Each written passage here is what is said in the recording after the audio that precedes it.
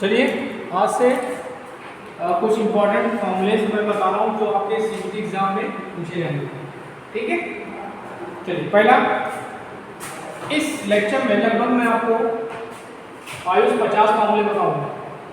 उन 50 फॉर्मूलों के fair copy ले लो, उसमें लिख के चलो, उसमें से क्वेश्चन आपके पूछे जाएंगे। ठीक, कोई भी कंडीशन हो।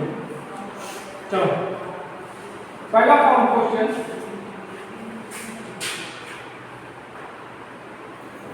डीसी मशीन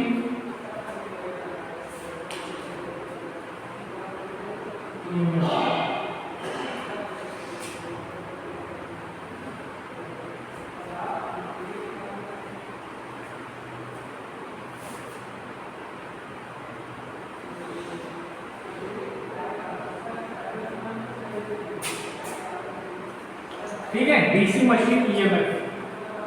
ठीक, देखो ध्यान दो, अगर जनरेटर की बात करोगे तो ये होगा Eg equal to 5ZPN/60A।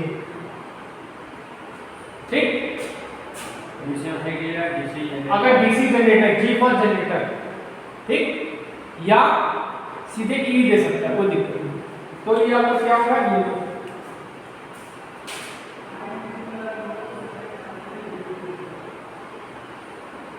Very very very important. आज वेरी इंपॉर्टेंट फॉर्मुलेशन में मैं बताऊँ। ठीक है, लेक्चर तो मैं दे रहा हूँ।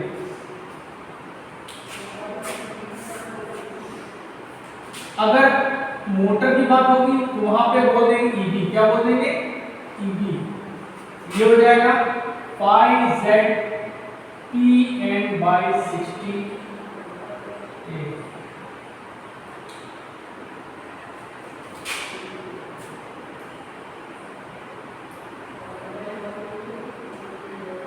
इसको बोलते हैं बैक ईएमएफ, बैक ईएमएफ।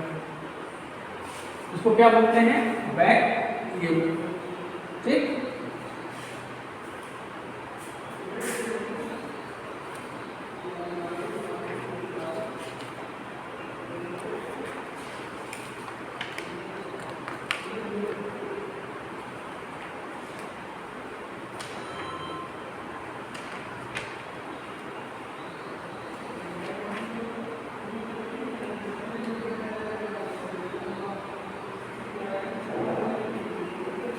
ठीक है, क्लियर है इतना? ठीक,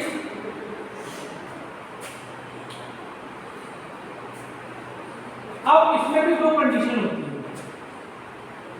एक लैप बाइंडिंग होती है,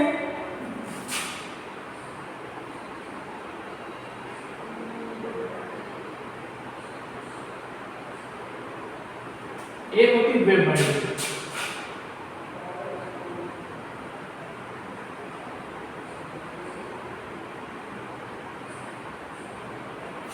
लैप बाइंडिंग और वेव बाइंडिंग। लैप बाइंडिंग में क्या होता है, A बराबर P होता है। क्या होता है, A बराबर P होता है। ठीक, तो लैप बाइंडिंग में A बराबर P होता है। किसे यूज करते हैं, मोर करंट के लिए। किसके लिए, मोर करंट के लिए हम लोग लैप बाइंडिंग का प्रयोग करते हैं। ठीक, मोर करंट के लिए हम लोग लैप बाइंडिंग का प्रयोग करते हैं।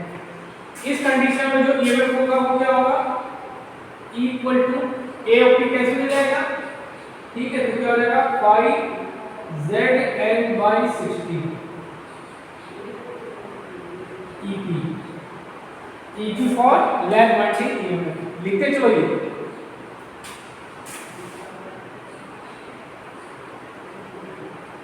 अब आते हैं वेव बाइंडिंग।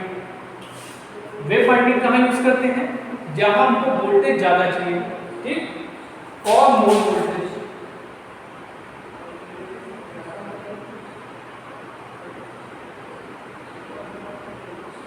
तो इसमें क्या होता है, A बराबर 2 होता है, A बराबर 2 होता है।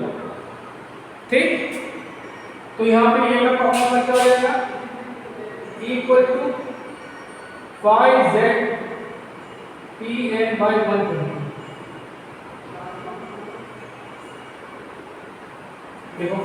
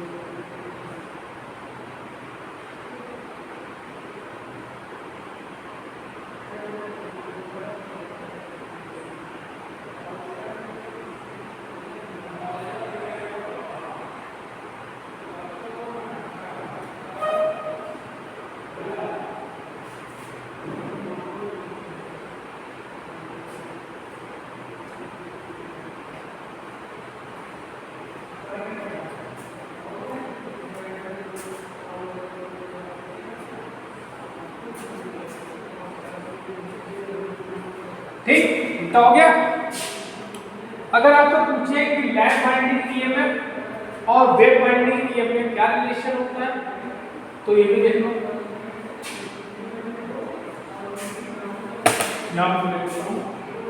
लैप बाइंडिंग ईएमएफ मतलब EP equal to P/2 into EW। ये भी रिलेशन दिमाग में बैठा लो, ठीक है, हो गया।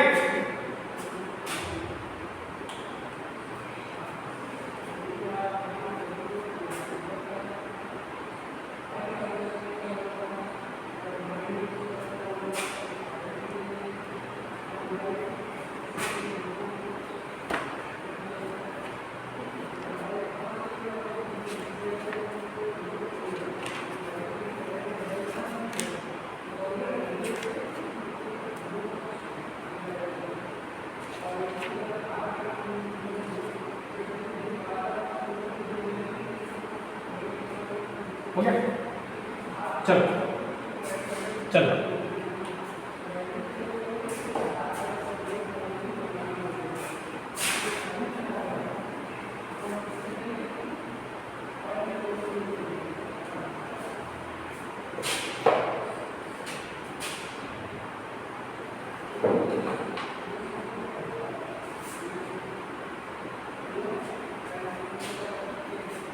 बाकी जो उसकी बॉडी क्या होती है, किसका क्या बना होता है, वो लेक्चर में देख लेंगे, ठीक। तो ये फॉर्मूले का सेक्शन।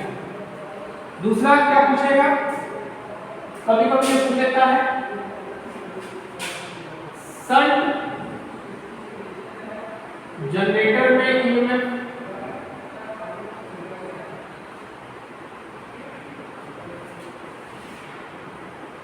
ठीक पूछ लेगा, या पूछ लेगा सीरीज जनरेटर में ईएमएफ,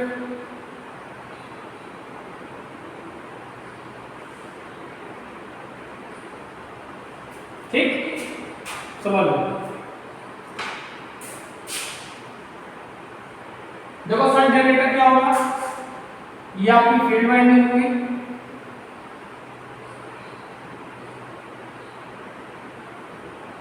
और ये आपका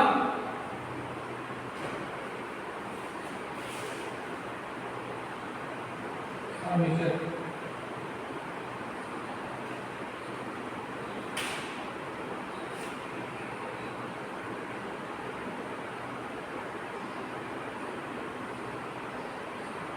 ठीक। इसमें क्या होता है, बहुत सारे टर्म्स होते हैं और पतले तारों का प्रयोग करते हैं, ठीक। ये हो गया आपका ब्रश, ये आपका ईएमएफ, ये आपकी क्या होगी आर्मेचर करंट, ये हो गई आपकी शंट करंट। एक क्वेश्चन आप पूछता है कि इस रेजिस्टेंस की वैल्यू कितनी होती है। तो क्या इस रेजिस्टेंस को बोलते हैं RSH, इसकी वैल्यू होती है लगभग 100 ओम। कितनी होती है? 100 ओम होती है। ठीक है, और ये इसका रेजिस्टेंस क्या होता है? RA होता है। ये भी क्वेश्चन पूछा गया है कि आर्मेचर रेजिस्टेंस का वैल्यू हम लोग कम क्यों रखते हैं? इसलिए रखते हैं जिससे आर्मेचर वोल्टेज ड्रॉप ज्यादा ना हो। ठीक है, समझ में आया? और शंट जनरेटर का प्रयोग कहां करते हैं? हम लिखते चलो सब, बैटरी चार्जिंग और इलेक्ट्रो प्लेटिंग। ठीक, बैटरी चार्जिंग और इलेक्ट्रोप्लेटिंग में डीसी शंट जनरेटर का प्रयोग हम लोग करते हैं। ठीक, अच्छा ध्यान दो, इक्वेशन को समझो। ये आपका V हो गया, ये आपका लोड हो गया। ठीक, यहां पे जो वोल्टेज होगा वो यहां भी होगा, वो यहां भी होगा। क्लियर है? क्योंकि वोल्टेज पहले में क्या होता है? सेम होता है। ठीक, तो यहां पे वोल्टेज इस वाइंडिंग में क्या होगा? V equal to ISH RSH। ये मैं क्यों बता रहा हूं? क्योंकि इसमें से क्वेश्चन आपको पूछे जाते हैं। ये चार ऑप्शन दे देंगे, कहेंगे इसमें इसकी वैल्यू क्या होगी। ठीक, अब देखो ध्यान दो, अब कह देगा कि इसमें करंट की वैल्यू क्या होगी, आर्मेचर करंट की वैल्यू क्या होगी। तो यहाँ पे देखो आर्मेचर का करंट आपकी दो भागों में बट रही है, एक इसमें जा रही है, एक इसमें जा रही है। तो यहाँ पे आर्मेचर करंट का वैल्यू क्या रहेगा? I equal to ISH plus IL। ये चीज वेरी इंपॉर्टेंट है। कौन सी चीज? ये जिसमें मैं टिक लगा रहा हूं सब पढ़ते चलो, इंपॉर्टेंस की बता रहा हूं। ये हो गया। दूसरा, अब उसे पूछेगा आर्मेचर करंट का फॉर्मूला क्या होगा। ठीक, तो आर्मेचर करंट लगाओ तो हो जाएगा माइनस का Eg plus IA RA plus V equal to 0। तो यहां से क्या हो जाएगा? IA RA इक्वल टू हो जाएगा Eg माइनस V हो जाएगा। सो IA इक्वल टू हो जाएगा Eg minus V upon RA। यहां पे मैंने Eg लिखा है, कोई जरूरी नहीं तुम एग्जाम में Eg ही देंगे। ई भी बोल सकता है सर, क्या बोल सकता है? सिर्फ ई बोल देगा। डीसी जनरेटर में आर्मेचर करंट की फॉर्मूला क्या होगा? ये होगा।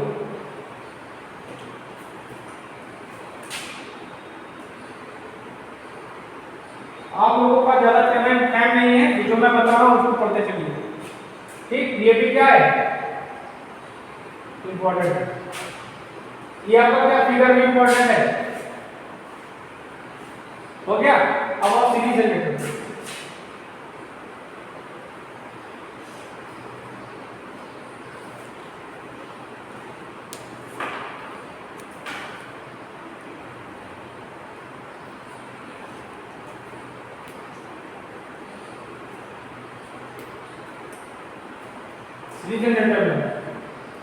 मैं बार बार कह रहा हूं कि इलेक्ट्रीशियन सेकेंड ईयर बहुत टफ है, इसको ध्यान से पढ़िए आप लोग, नहीं तो रसगुल्ला खाओ बाद में सब। ये हो गया अपनी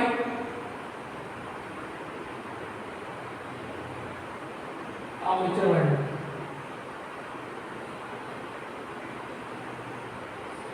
ये आपकी हो गई, ठीक है, और इसको मैंने लोड से कनेक्ट कर दिया। ठीक, ये हो गया क्या आपका RSC। ये हो गया प्लस माइनस Eg RA। ठीक, अब देखो ध्यान दो, यहां से आर्मेचर करंट आई, यही आपकी इस करंट में चली बन गई IC, और यहां पे आई बन गई IL। ठीक, ओके।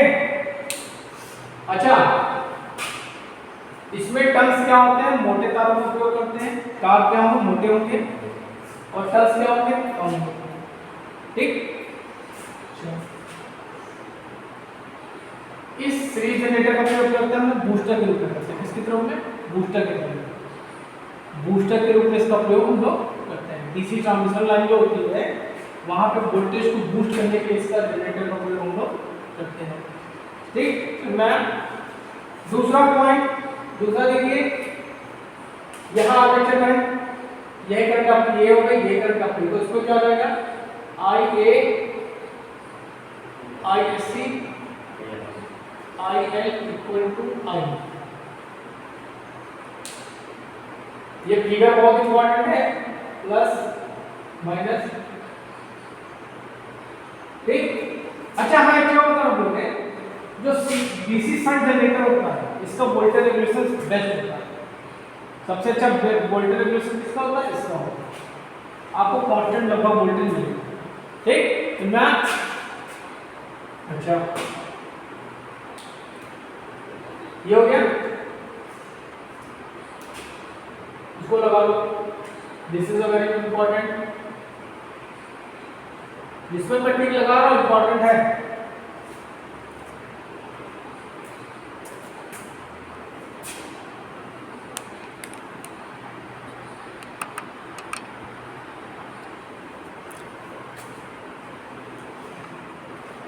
अब ध्यान दो, कभी कभी पूछेगा डीसी सीरीज जनरेटर में आर्मेचर करंट का इक्वेशन क्या है, ये तो ये हो गया, वो आपको ऑप्शन में से पहचानना है, ठीक।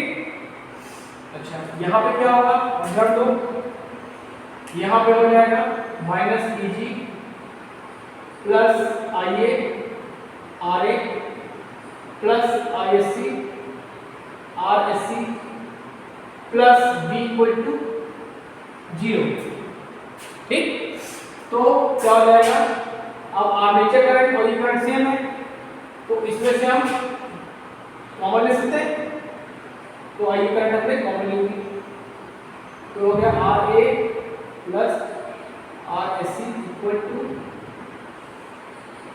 EG माइनस V, ठीक है। तो I इक्वल टू क्या आ जाएगा, क्वेश्चन आपको आ गया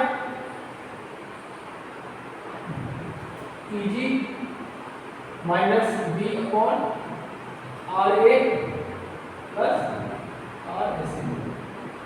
ये सीरीज जनरेटर में आर्मेचर करंट का इक्वेशन आ गया।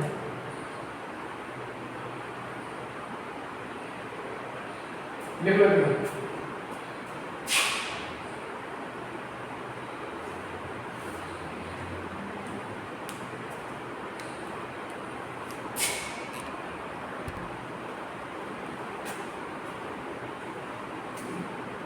अब देखिए दक्षता से रिलेटेड फॉर्मूला, ठीक है।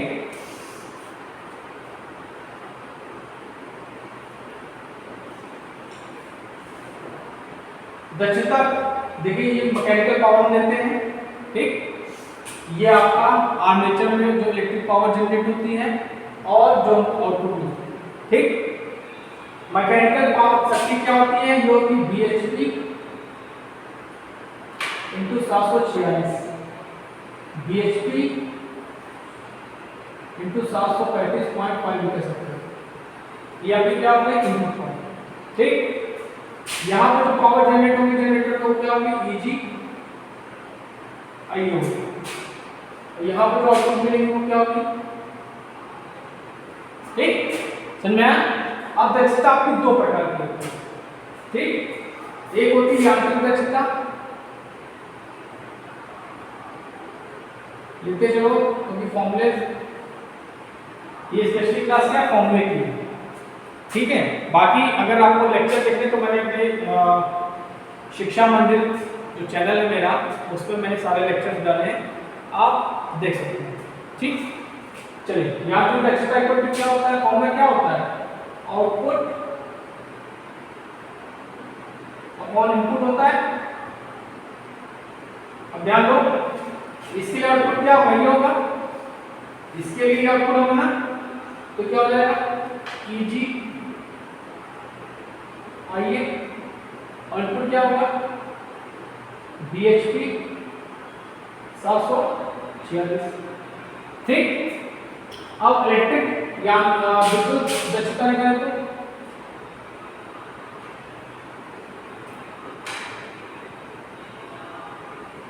इसके लिए क्या होगा, ये आपको बन जाएगा। ठीक, इसको भूल जाओ, इसके लिए आप बना लीजिए तो क्या रहेगा आउटपुट क्या हो जाएगा BIL, इनपुट क्या हो जाएगा TG आ गया। ठीक, दक्षता इसमें तीन होती है, यांत्रिक दक्षता, विद्युत दक्षता, एक होती है ओवरऑल एफिशिएंसी। क्या होती है, लिख लेते हैं यहाँ पे ओवरऑल एफिशिएंसी। इसको तुम ईटा m बना दो, इसको ईटा E बना दो। ठीक, ओवरऑल एफिशिएंसी को बोल दिया ईटा, ये क्या होगी ईटा इलेक्ट्रिकल इनटू ईटा मैकेनिकल होगी। ठीक, अब दोनों को मल्टीप्लाई करो तो इलेक्ट्रिकल क्या है, ये है VIL अपॉन EG IA1 और मैकेनिकल क्या होगा EG IA upon BHP into 746। ये कैंसिल हो जाएगा तो ओवरऑल एफिशिएंसी क्या रहेगा VIL अपॉन BHP 746।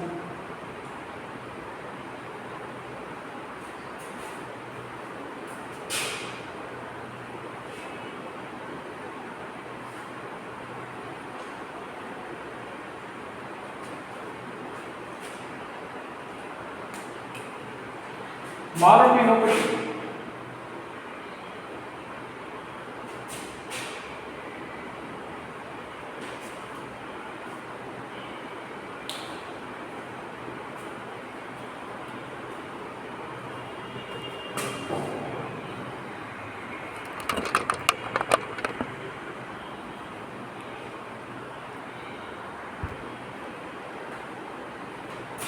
अब देखिए शंट जनरेटर को खोल सकती है।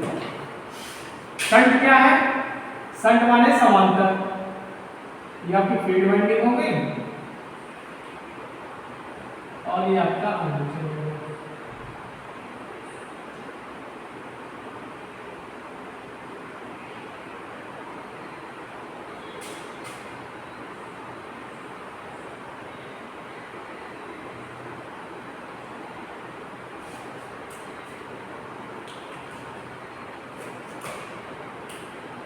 प्लस माइनस BG हो गया, RA हो गया, RE हो गई, लोड करंट हो गई, आपका RL हो गया, ये आपका RSH हो गया, ये आपकी समीकरण हो गई। क्लियर है ना, क्लियर है ना। अब ध्यान दो बच्चा, ध्यान दो, हमने क्या बताया था कि माइनस का EG plus IA RA plus V equal to 0। ठीक है, सो हम इसको क्या कर सकते हैं, इसको ऐसे लिख सकते हैं, इसको इधर ले लो, इसको इधर ले लो, क्या लिख सकते हैं EG equal to IA RA plus लिख सकते हैं, कोई दिक्कत। हमने माइनस जी को उधर लेंगे, प्लस हो गया। क्लियर, अब हमने क्या किया, इक्वेशन आपकी फर्स्ट मान लो। ठीक, अब इसमें क्या करेंगे, हम IA से मल्टीप्लाई करेंगे, इससे IA से मल्टीप्लाई करेंगे, IA से मल्टीप्लाई करेंगे क्या होगा EG IA हो जाएगा और ये क्या हो जाएगा I स्क्वायर R हो जाएगा और V I हो जाएगा। कोई डाउट,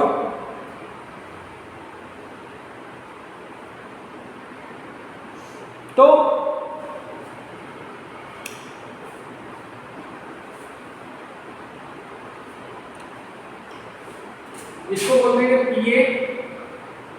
पीए मतलब जनरेटेड, क्या बोलते हैं, जनरेटेड, जो जनरेटली कहाँ जनरेट होगी, आर्मेचर में। अभी यांत्रिक दक्षता तुमको पढ़ाई थी तो बताया था कि आर्मेचर में पावर जनरेट होती है बीच में, ये क्या हो जाएगा, लॉस हो जाएगा, प्लस पीओ आउटपुट।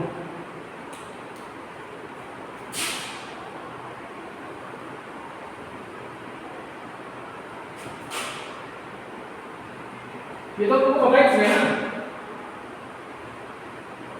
ठीक, समझा।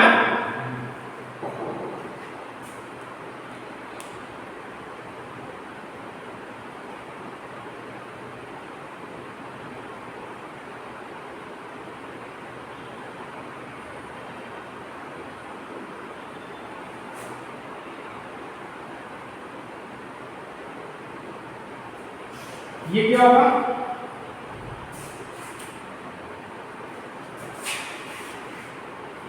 आर्मेचर में उत्पन्न शक्ति,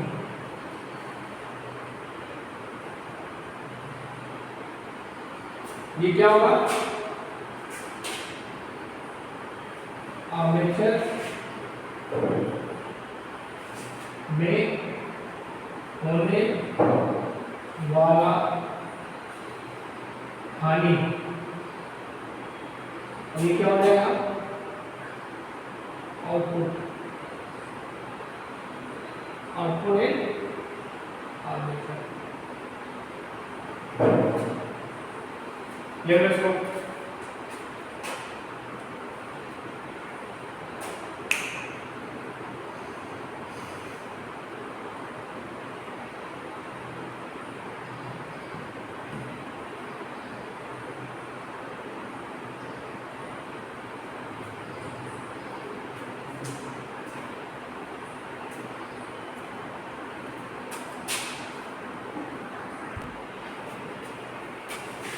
चलो अब इसी तरह हम लोग डीसी सीरीज जनरेटर में निकालते हैं उत्पन्न शक्ति, ठीक।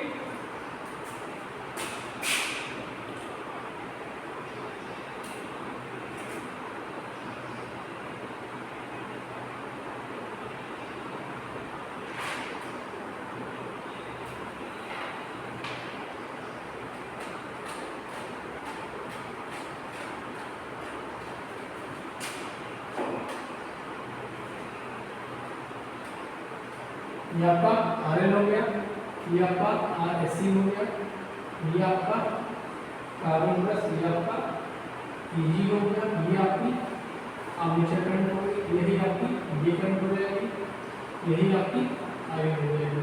क्लियर है ना, ठीक। अगर इसको केबल लगाएं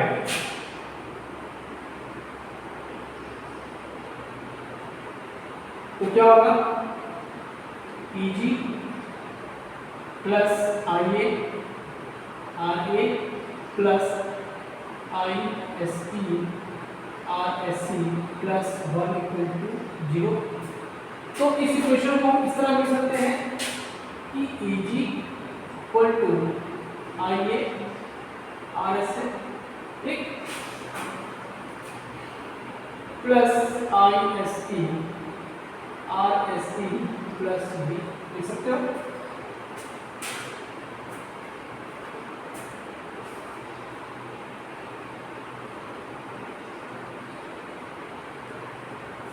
अब ध्यान दो, हमने क्या बताया कि IA इक्वल टू ISC होगा equal to IL equal to I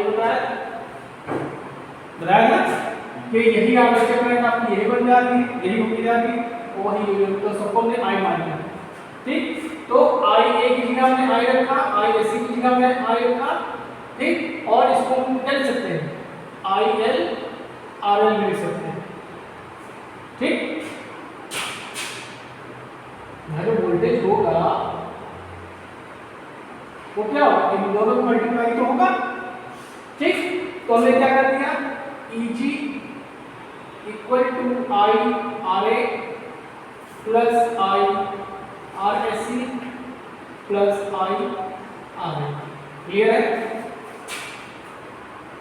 ठीक।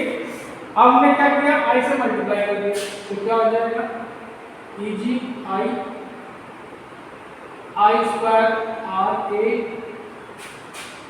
आई square R S C I square R L हो जाएगा।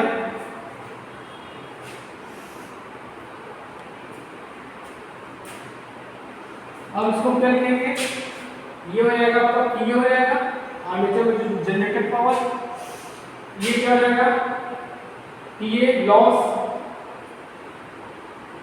मतलब इसमें जो लॉस होगा प्लस टी एसी लॉस जो इस साइड बर्निंग में होगा प्लस टी ओ, ये क्या रहेगा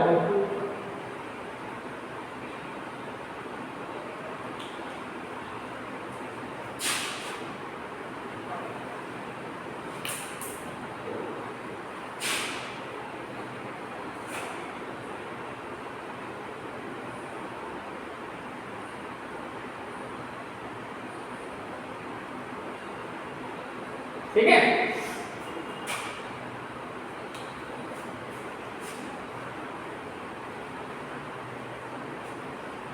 ये क्या हो जाएगा,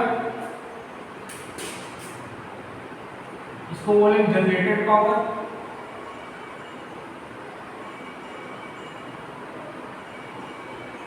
ये देगा पावर लॉस इन आर्मेचर,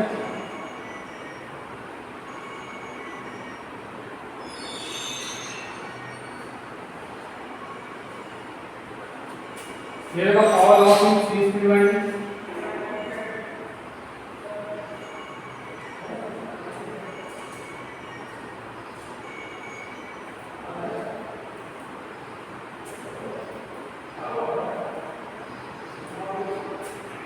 क्या रहेगा आउटपुट। देखो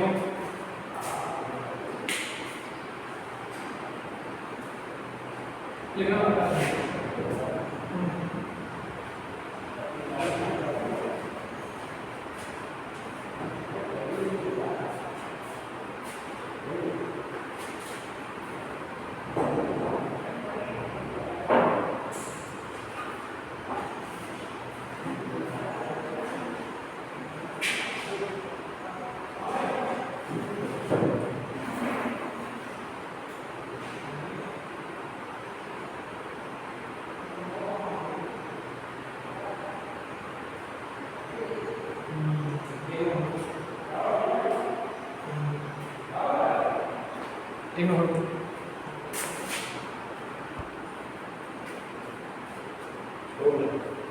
अब देखो जो चीज हम बताने जा रहे हैं उसको समझ लो, क्योंकि इसमें का दो या 4 नंबर का क्वेश्चन खड़ा होगा। ठीक है, समझो मिटा रहे हो।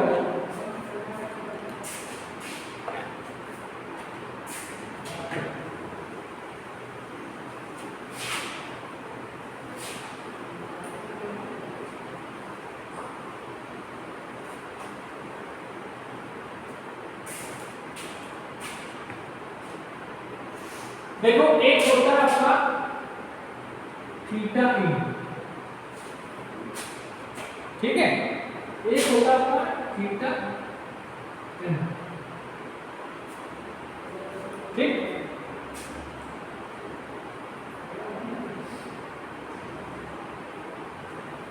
इसको बोलते हैं एंगल इन इलेक्ट्रिकल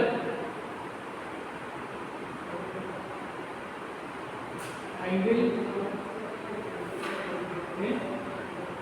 मैकेनिकल। ठीक, इसकी वैल्यू हम लोग लेते हैं, अगर ना दिए रहे तो 180 डिग्री लेते हैं, इसकी लेते हैं 360 डिग्री। ठीक, इसका रिलेशन याद करो, थीटा इलेक्ट्रिकल इक्वल टू होता है P/2 × थीटा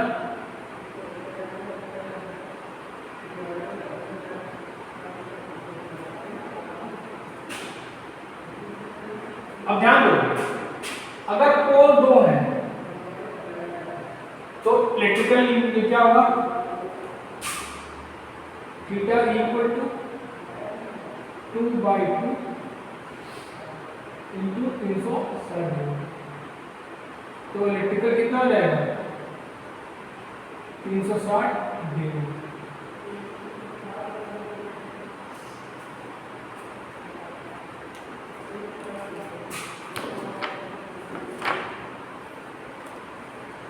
किताब तो जोड़ लो तो नहीं।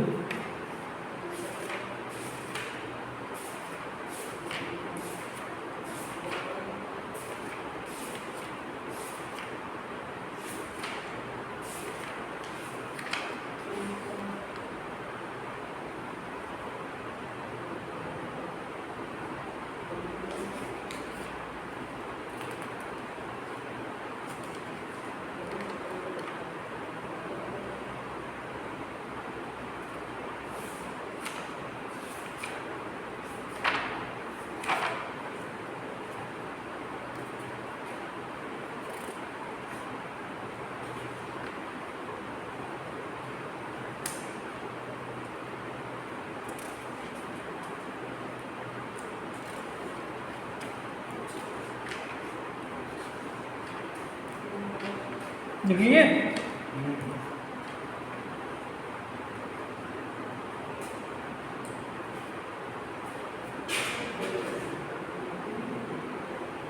हो गया।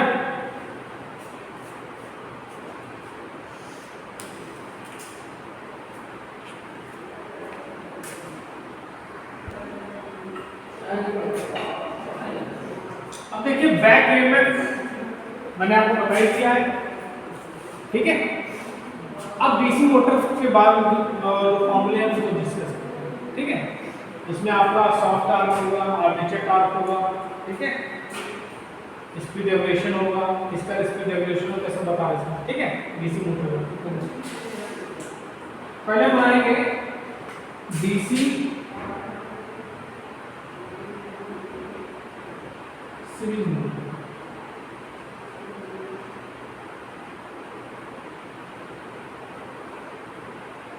जल्दी बड़ा क्यों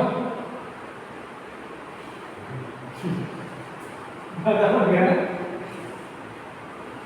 अब ये टर्मिनल खुला है, प्लस माइनस, यहाँ पे सप्लाई देंगे, यहाँ पे हम सप्लाई देंगे, डीसी मोटर प्लस माइनस। अब यहाँ के ईएमएफ को बोलेंगे वो ईबी।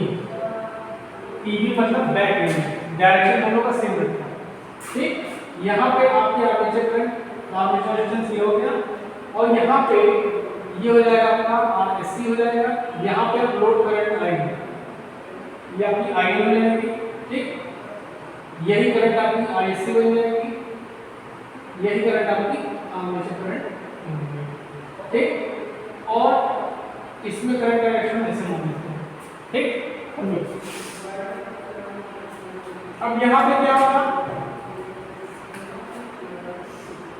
यहाँ पे जो होगा लोड करंट होगी वही क्या होगी, ये लोड करंट वाली आपकी आईसी बनी, और यही आपकी आर्मेचर करंट, यही आपकी लोड, ठीक। अब यहाँ पे हम केपीएल लगाएंगे, करंट किससे इंटर करेंगे, किससे इंटर करेंगे, प्लस से, तो यहाँ पे ईपी क्या हो जाएगा, प्लस हो जाएगा, ठीक। वोल्टेज ड्रॉप हमेशा प्लस में लेते हैं, आइए आ रहे हो गया। अब करंट यहाँ से कितने इंटर करेंगे, माइनस से, तो हो जाएगा माइनस का V और plus voltage drop I S C R S C 0, ठीक। तो यहाँ पे क्या हो जाएगा, यहाँ पे हमने आई ए कॉमन लिया क्योंकि सब क्या है सेम है, तो R S C plus R A अब ये माइनस में जाएगा क्या जाएगा, प्लस हो जाएगा, और ये माइनस इधर प्लस में जाएगा क्या जाएगा माइनस। तो सीरीज मोटर में आर्मेचर करंट का फॉर्मूला क्या हो गया, E minus V minus EB by RA plus RSC। Note करो।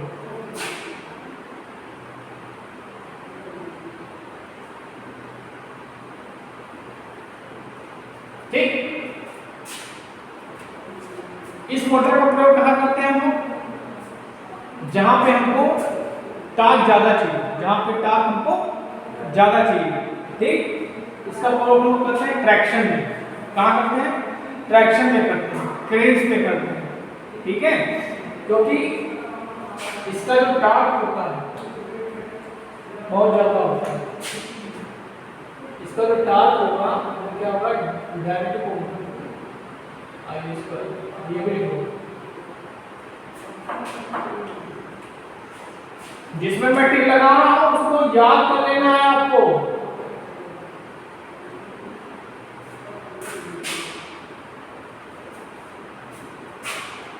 एक पॉइंट और, ये भी क्वेश्चन पूछेगा कि किस मोटर को बिना लोड के स्टार्ट नहीं करना चाहिए, इसी मोटर को बिना लोड के स्टार्ट नहीं करना चाहिए।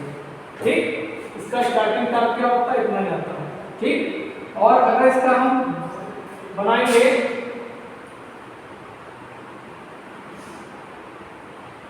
ये टॉर्क हो गया और ये आगे आपके आर्मेचर,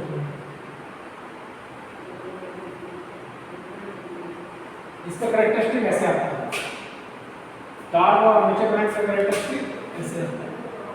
ठीक है, इसका प्रयोग कहाँ करते हैं, ट्रैक्शन में करते हैं और क्रेन्स में करते हैं, बहुत सी जगह इसका प्रयोग करते हैं।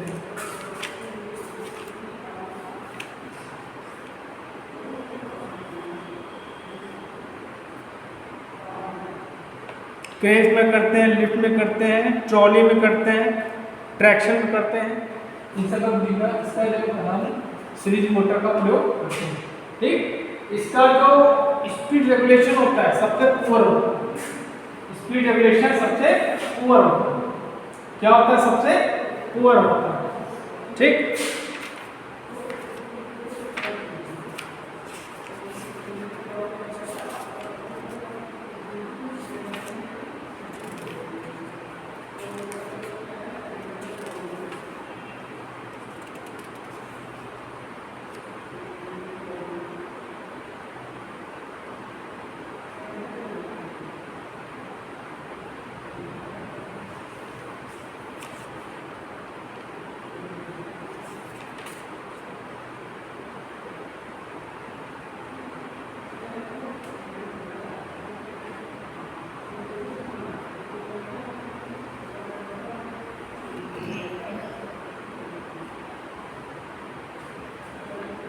ठीक हो गया सीरीज।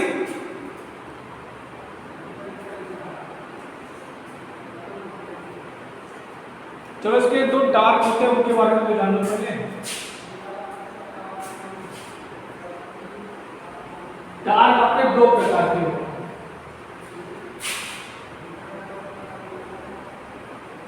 टार्क आपके दो प्रकार के हैं। There are two types of torque. There are two types of torque.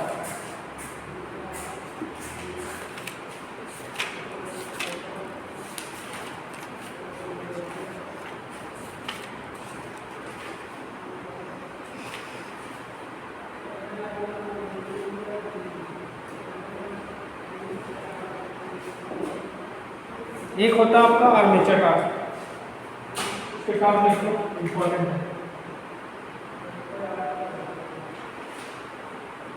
पहला होता है आर्मेचर टॉर्क,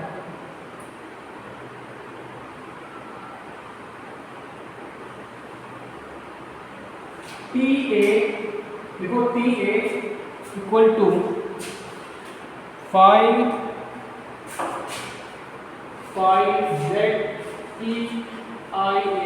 बाय 2 पाई।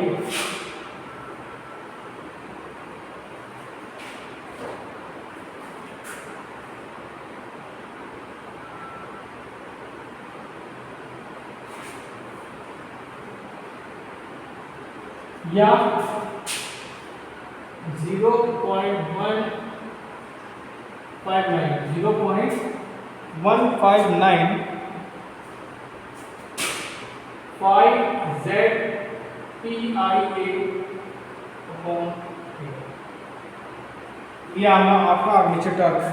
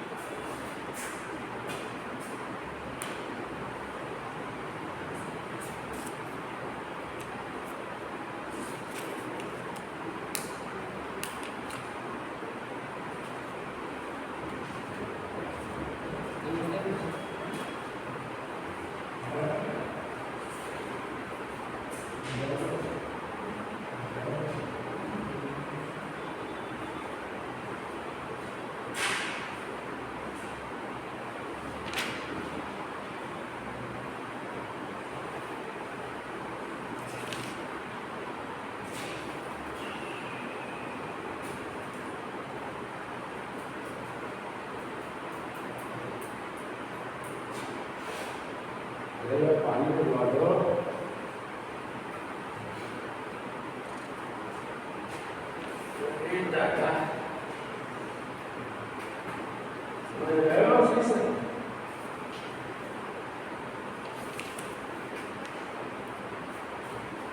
हो गया? आर्मेचर टॉर्क हो गया। देखो शॉर्ट टॉर्क क्या होता है, देखो शॉर्ट TSH, देखो short torque equal to DHT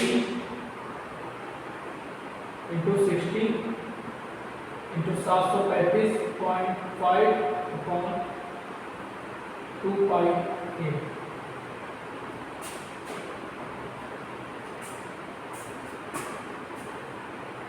to pi नहीं होगा।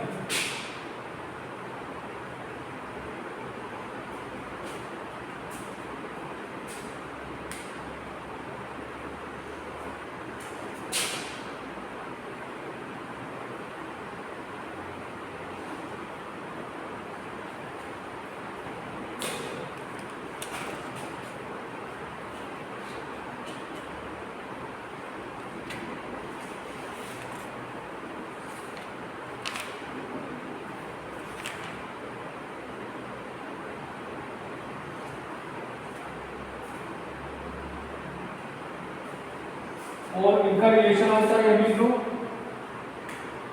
TA equal to TSH plus T loss.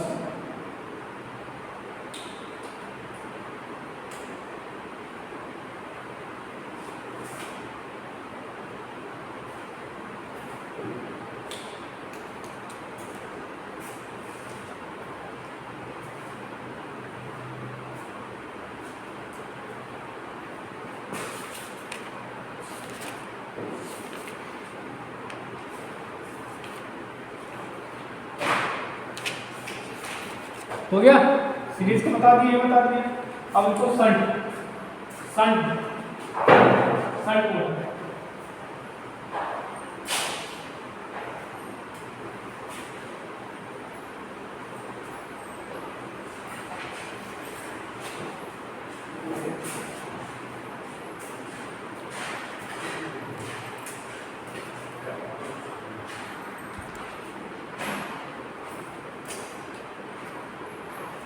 अगर series motor, sorry shunt motor, ठीक।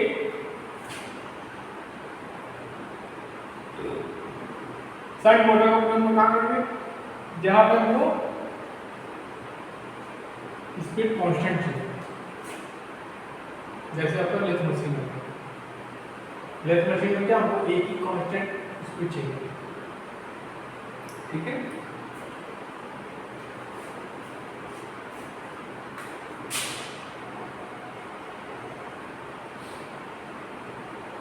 क्या फ्रीक्वेंसी हो गई,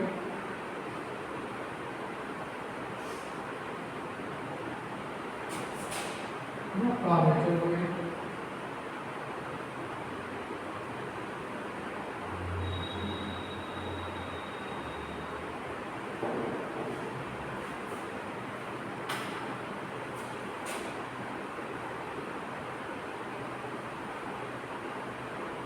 ठीक, प्लस माइनस ईबी हो गया, आरए हो गया, ये आपकी आर्मेचर करंट आ गई, ये आपका लोड करंट आ गई, और ये आपकी आरएसएच हो गई, और ये आपका आरए हो गया, आरएसएच हो गया। ठीक, अब यहाँ पे देखो ये लोड करंट आपको दो करंट में डिवाइड हो गया, देख रहे हैं? तो क्या रहेगा, यहाँ पर हो जाएगा I equal to ISH plus IAO। ठीक, ठीक है।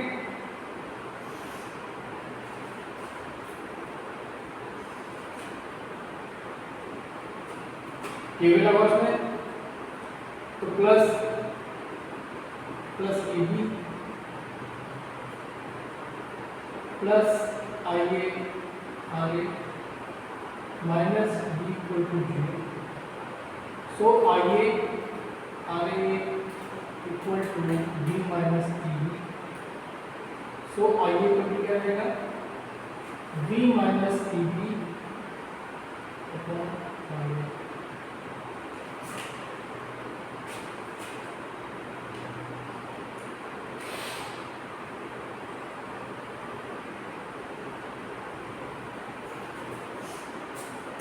इसमें जो टार्क होगा डायरेक्टली प्रोपोर्शनल टू IA होगा, मतलब इसका जो टार्क होगा ये टार्क हो जाएगा आपकी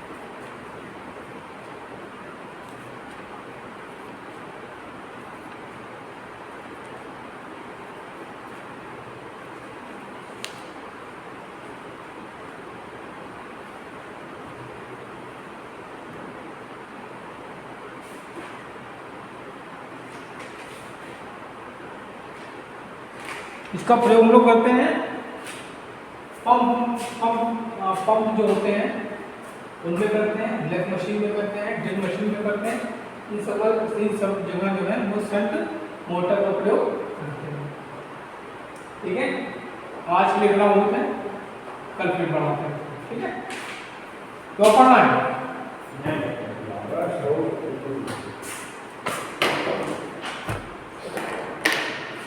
हम तो चाहते हैं कि बच्चे पढ़ते ना, पढ़ाते ना।